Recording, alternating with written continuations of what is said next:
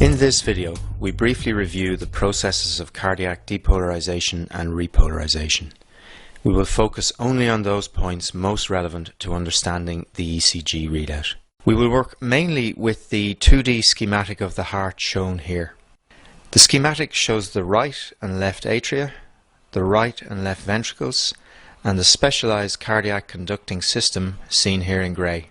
You will remember from anatomy that the main components of the conducting system are the sinoatrial or SA node, situated near the entry of the superior vena cava into the right atrium, and the atrioventricular or AV node leading into the bundle of His, which then divides into the right and left bundle branches in the interventricular septum. During each cardiac cycle, the atria contract in diastole to fill the ventricles, which then contract during systole to supply blood to the lungs and the systemic circulation. Contraction of the atria and ventricles is tightly coordinated by a wave of depolarization spreading through the muscular walls of these chambers. The depolarization wave, seen here in blue, reflects movement of charge across myocyte membranes and is in effect an electrical current spreading through the heart. Following systole, cardiac muscle returns to a resting state, and this is associated with reversal of the movement of charge across the myocyte membranes. This second wave of electrical activity, seen here in red, is termed cardiac repolarization. The leads of the ECG machine are designed to detect and record these two waves of cardiac electrical activity. The depolarization wave spreads through the heart in a highly predictable pattern, and to understand the ECG readout, the pattern of spread of cardiac depolarization needs to be understood. Cardiac depolarization is triggered by an electrical pulse generated in the sinoatrial node. This electrical pulse then spreads through the atria, triggering their contraction late in diastole. The atria and ventricles, however, are separated by a non-conducting fibrous septum. The depolarization wave cannot penetrate this barrier, and in order to activate ventricular contraction, the wave must be transmitted into the ventricles by the specialized cardiac conducting system. In a normal heart, the only route by which the depolarizing wave can enter the ventricular conducting system is through the AV node. In order to allow the ventricles to fill with blood following atrial contraction, the AV node initially delays the spread of the depolarization wave. And after this short delay, the depolarizing signal is transmitted into the ventricles via the bundle of His. The bundle of His lies in the interventricular septum and divides into right and left bundle branches.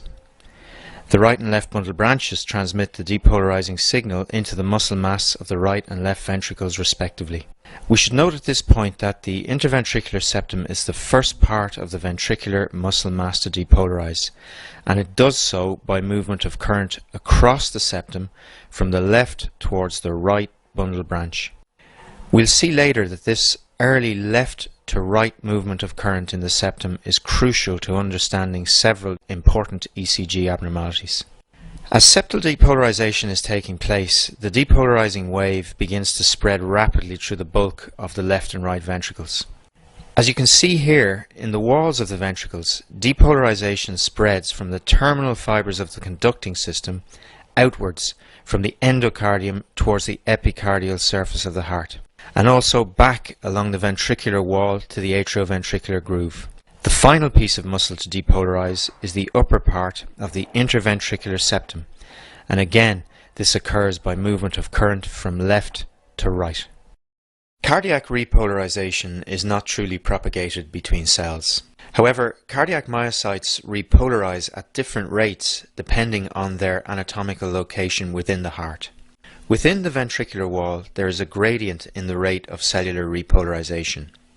Cells in the epicardial region have the fastest rate of repolarization and repolarize first following ventricular contraction.